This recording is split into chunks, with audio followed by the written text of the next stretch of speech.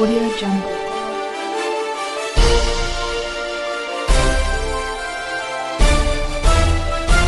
Audio Jungle.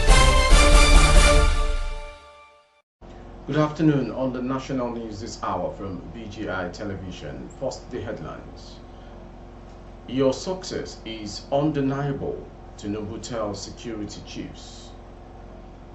Tinubu urged to flush out holders of fake university degrees in management positions.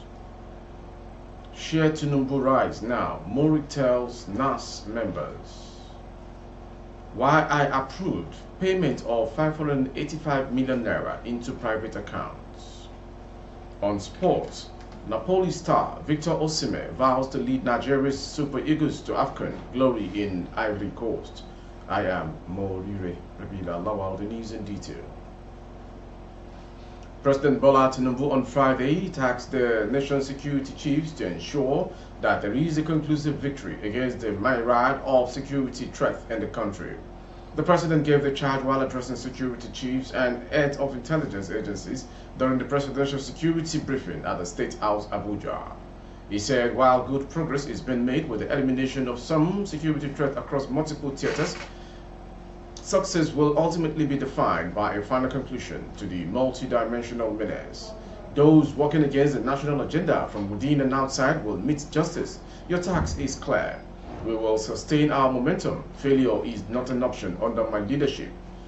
The success you are recording is undeniable. Nigerians are saying it, but the avoidable errors, as witnessed recently in Kaduna, are unacceptable and cannot be repeated.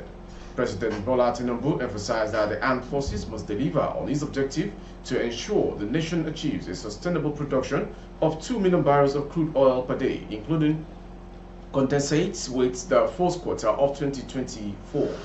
He also commended the commander of the Presidential Air Fleet, the commander of the Brigade of Guards, and his chief personal security officer for their dedication and commitment to the discharge of their assignment, which has earned them a promotion. The federal government has been urged to take steps to fish out those occupying top management's offices with fake university degrees and other certificates. President's International Human Rights Commission, Ecology and Marine Africa, Alhaji Musa Saidu, made the call in a chat, stressing that the recent fake certificate scandal linked to a university in Benin Republic was an indication that many Nigerians in top government positions were holders of fake university degrees. He said the government should commence a public probe of degrees paraded by those in high offices, particularly the degrees from foreign universities. He said that the public audit of certificate would help the government to have competent persons occupy positions, adding that some occupying some positions were misfits because they were not qualified for such offices. He said holders of fake degrees in top management offices and public institutions were partly responsible for the nation's backwardness. Because it is very sensitive, this will help us have the right people in the right offices. Let them speak French with those who understand the language, if possible on national television. I have heard of this degree racketeering over 20 years ago. Many carry degrees in international languages they can't defend. Muslim rights concern Morik has called on members of the National Assembly now to ensure proper distribution of thousands of bags of rice and other foodstuffs recently given to them for sharing by President Bola Tinubu for their constituents. Morik's executive director, Professor Ishaq Akintola, on Friday noted that each Nigerian's 109 senators allegedly received 200 million naira worth of foodstuff, while their 360 counterparts in the House of Representatives were given 100 million naira worth each, while noting that though a honorable member of the House from Edo was seen in a video gone viral displaying a warehouse filled with thousands of bags of rice. He said some senators and reps were still denying that they collected palliatives from the president. How can only one lawmaker openly show his constituents thousands of bags of rice while the rest keep mum? How can the reps admit collecting massive palliatives while senators deny receiving anything? Is the Senate filled with saboteurs and confusionists? The end is yet to be seen in the alleged financial corruption scandal rocking the Federal Ministry of Humanitarian Affairs and Poverty Alleviation, as the document emerged that Minister Edu Betty allegedly disbursed 585 million naira into a personal account. According to a viral document signed by Edu, directed to the Office of the Accountant General of the Federation, the minister instructed the disbursement of the cash into Oniyelu Bridget.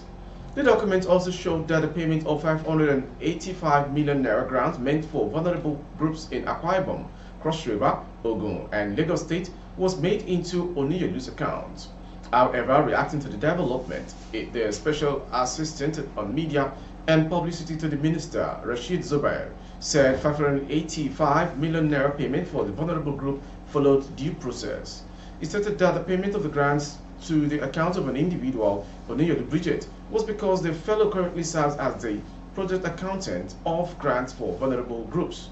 The general public is invited to note that the Renewed Hope grant for vulnerable groups is one of the social intervention schemes of the federal government, which the Ministry of Humanitarian Affairs and Poverty Alleviation is implementing. Meanwhile, the development caused a stir on social media as Nigerians wondered why a huge sum of federal government money will be paid to an individual's account. Section 713 of the law states, personal money shall in no circumstances be paid into a government bank account, nor shall any public money be paid into a private bank account. An officer who pays public money into a private account is deemed to have done so with fraudulent intention. Recall that President Bola Tinubu barely 4 days ago suspended the National Coordinator for the National Social Investment Program Agency, Halima Shehu, an agency under Edu, over alleged financial misappropriation. Consequently, Halima Shehu was detained and drilled by the Economic and Financial Crimes Commission, EFCC, over an alleged of 44 billion naira fraud. Following an investigation, EFCC froze 30 billion naira moved from NSIPA's account. Similarly, a former minister of the ministry, Sadia Umar Farouk, was invited by the EFCC over a financial scandal allegedly carried out through one contractor, James Okwete.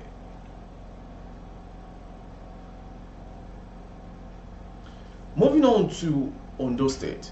Tears flowed freely yesterday as the remains of the late former governor of Ondo State, Rotimi Akeredolu, arrived in Nigeria. The late governor's remains were brought into the country from Germany, where he passed away on December 26, 2023. The atmosphere was filled with grief as the cuffs adorned and the Nigerian flag was lowered from the plane after it arrived at about 3:39 p.m. The former chief press secretary to the late governor, Olabode Olatunde, confirmed the arrival of the remains of the ex-governor. The deceased family, including his wife, Chief Betty Anyanwu Akeredolu, his children and siblings, led by Professor Wole Akeredolu, received the corpse alongside some of his political allies at the Murtala Mohammed International Airport, Lagos State. Also present are the Lagos State Governor, Mr. Babajide Sanwo-Olu, represented by his Chief of Staff, Mr. Tayo Ayinde, Ogun State Governor, Prince Dapo Abiodun, represented by the Secretary to the State Government, Mr. Tokunbi Atalabi, and representative of Osun State Governor, Senator Demola Adeleke. Moving to sports story, it has been announced that world-famous heavyweight boxer Anthony Joshua will fight Francis Ngannou in Saudi Arabia. This development was announced by Matchroom and Queensberry on Friday night. A date for the fight will be confirmed next week with a press conference planned for January 15 in London. On December 23rd, Joshua continued his quest to return to the top of the heavyweight division with a 5-round win over Otto Wallin. He was to fight Deontay Wilder next, but the American lost to Joseph Parker on the same day. Former UFC heavyweight champion Ngannou knocked down Tyson Fury in his first professional boxing fight last October. Fury won on a split decision, but Ngannou is now ranked in the WBC's top 10 heavyweight contenders. Speaking after his bout against Wallin, Joshua bragged, "I'm down to fight anyone, whenever and whoever." To the second sports story, similarly on football. The reigning African Player of the Year will be the biggest attraction at the 34th edition of the Continental Championship in Ivory Coast. Napoli striker Victor Osimhen has expressed his confidence in the Super Eagles to beat all odds and win the 2023 Africa Cup of Nations tournament in Ivory Coast. Despite being ranked number 6 on the continent, Nigeria are one of the favorites to win the AFCON, the tournament's 34th edition. World Cup semi-finalist Morocco, reigning African champion Senegal, Mohamed Salah-inspired Egypt, and former winners Algeria are teams who fancy their chances of winning the AFCON, which kicks off on January 13. To win, Nigeria must first qualify from Group A, where they have been drawn together with host Ivory Coast, Equatorial Guinea, and Guinea-Bissau, before navigating several tricky knockout rounds. Three-time AFCON winner, Nigeria have not lifted the trophy in 10 years, but Osimhen believes the narrative is about to change. The CAF Player of the Year is convinced that the Super Eagles have enough quality in the team to power past all opponents and make the nation proud at the AFCON. Speaking at the team's camp in Abu Dhabi after he was honored by his teammates for his 40 win. That ends the National News Hour. Before we go, some headlines. Your success is undeniable, Tinubu tells security chiefs. Tinubu urged to flush out holders of fake university degrees in management positions. Share Tinubu rise now, Murik tells NAS members. Why I approved payment of 585 million naira into private accounts. Better Edu. Tears as Akeredolu'S remains arrived Nigeria. On sport, we brought to you Napoli star Victor Osimhen vows to lead Nigeria Super Eagles to AFCON glory in Ivory Coast.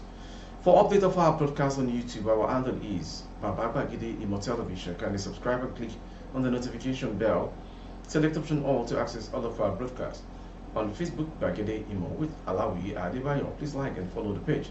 For advert placement of goods and services, coverage of events and function, please dial the phone number streaming on the screen.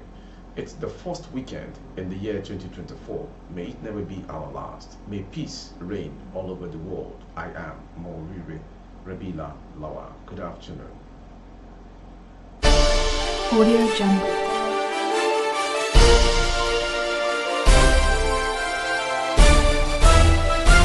Audio Jungle.